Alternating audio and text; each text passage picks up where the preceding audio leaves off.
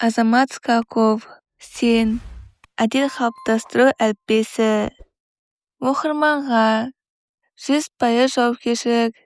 Біздің күнделікті өміріміз тек қана таңдаулардан тұрады. Істеу, істемеу, бару, бармау, айту, айтпау. Ал адамдардың арманы мен нәтижесінің арасындағы жалғыз көпір әрекет.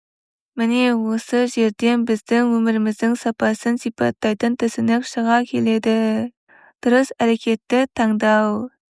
Біздің күнделікті жасайтын әрекеттеріміздің 90% әдетке айналып кеткен істер. Ал бүгінгі біздің болмысымыз бұрынғы әдеттеріміздің нәтижесі. Демек, сәйкесінше, бүгінгі әдеттеріміз болашағымыздың қандай болатынына тікелей әсер етіп жатыр. Өмірдің заңдылықтары осындай қарапайым дүниелерден тұрады. Оны қиындатып алатын өзіміз.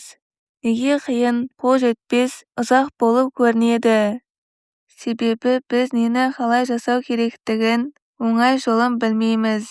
Білмегеннің салдарынан миымыз жеңіл дүниенің өзін жасай алмай, функциясын дұрыс атқара алмайды.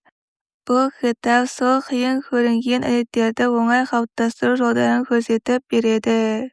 Кітаптың тілі жеңіл. Жазылған инструкциялармен алға жылжып отырған адам әдет қалыптастыру әліппесін үйреніп шығады. Әңгімемнің басын жауапкершіліктен бастағаным бекер емес.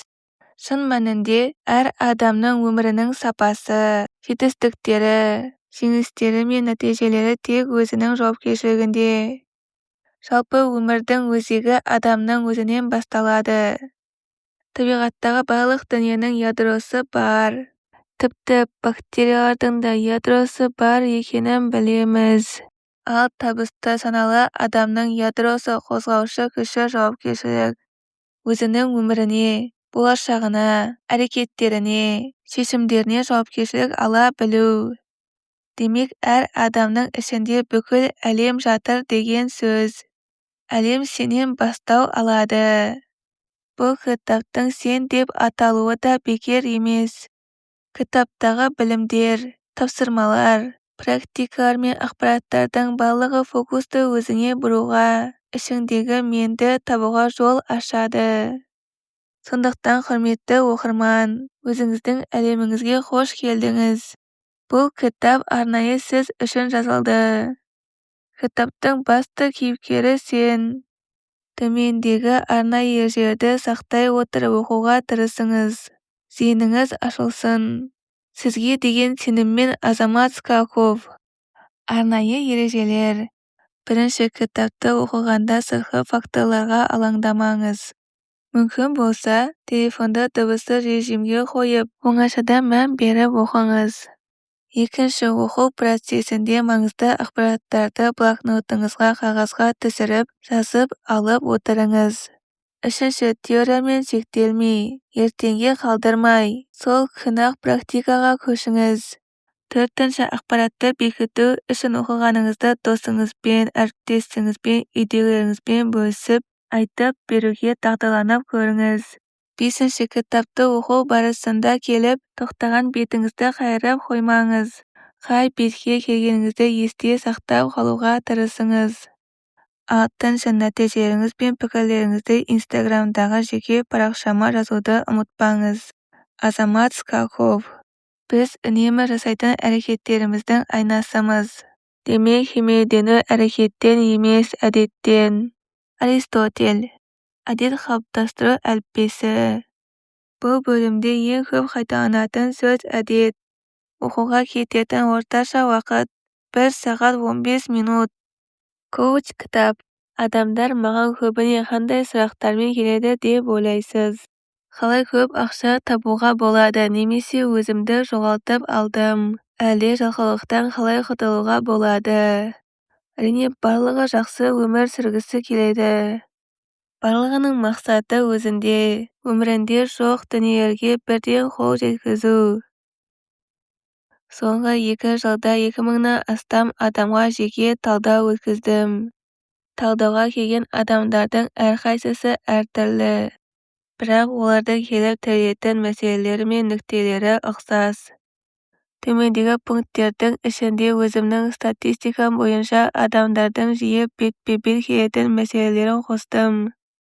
Сізді бұл тақырыптардан қайсысы қызықтырады? Ішіңізде қандай мәселелер бар? Оқыған кезде өзіңізге анализ жасап отырыңыз. Қарыздан қалай құтылуға болады? Өмірімді реттеп жүйелеу үшін не істеуім керек? Жалқаулықтан қалай арыламын? Табысымды арттырғым келеді. Өзімді жоғалтып алдым. Негативті установкаларына алғым келеді. Уақытты қалай тиімді пайдалануға болады? Ұйқымды тез арада реттеуім керек. Спортты тастап кете беремін. Артық салмақтан арыла алмай жүрмін. Әдет қалыптастырудың жеңіл жолы бар ма? Бұл тізімді тізбектей берсем, шексіз жалғастыруға болады. Өзіне көңілі толмай, басындағы ойларын жүйелегісі келген адамдардың бәрінің қалауы ортақ.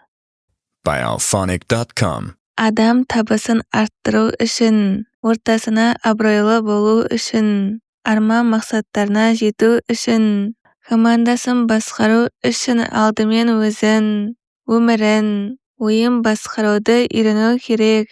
Ал өзіңді басқарып, өміріңе жауапкершілік алу қарапайым дүниелерден тұрады. Мәселелеріңізді шешіп, өміріңіздің сапасын жақсартуды әдеттеріңізді реттеуден, ұйқыңызды дұрыстаудан бастаңыз. Жеке талдау жұмысын жүргізудің арнайы жүйесі бар. Көбіне талдау барысында адамдар түпкі сұрақтарының шешімін тауып, нақты стратегиясын алып кетеді. Басында шашырап жатқан ойлары жүйеленіп карта пайда болады. Күніне тұрақты түрде іс жазбыр өткізген күннің өзінде жылына 1000-ға жуық адамға ғана үлгереді екенмін. Барлығына бірдей бір уақытта көмектесіп үлгеру мүмкін емес. Сондықтан осы кітап арқылы оқырмандардың сапалы жеке талдау жұмысының эффектісін алып шыққанын қалаймын. Бұл кітап теориядан ғана емес практикадан да тұрады. Әр мысал, ақпараттарды оқыған сайын өз-өзіңізге анализ жасап отырыңыз. Іште дұрыс сұрақтар қоюды үйреніңіз. Практикалық тапсырмаларды орындаңыз. Ең алдымен өзіңізге не ұнамайды?